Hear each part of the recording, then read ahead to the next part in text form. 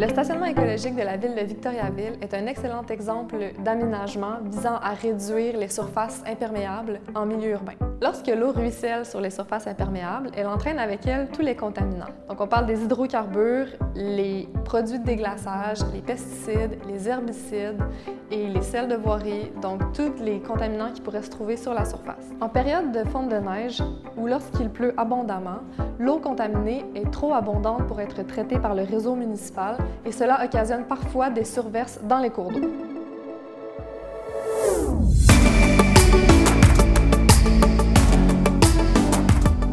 Francis Poisson-Carignan, ingénieur chargé de projet à la ville de Victoriaville depuis maintenant 3 ans. Aujourd'hui, on est ici pour parler du stationnement à Pierre-Laporte à Victoriaville, évidemment, projet qui a été réalisé l'année passée, donc tout nouveau depuis 2020. C'est un projet qui a commencé avec les consultations début juillet 2018. À Victoriaville, c'est le premier, puis dans les alentours, c'est d'un premier aussi.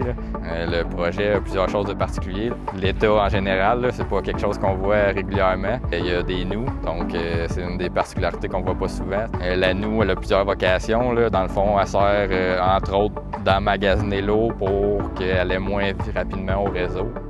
Ensuite, elle traite l'eau parce qu'il faut qu'elle passe au travers de la terre finalement, donc ça enlève des matières en suspension. Donc on enlève 80% des MES, sinon il y a le pavé alvéolé qui compte dans la superficie verte, c'est du végétal qui a été ajouté en plus.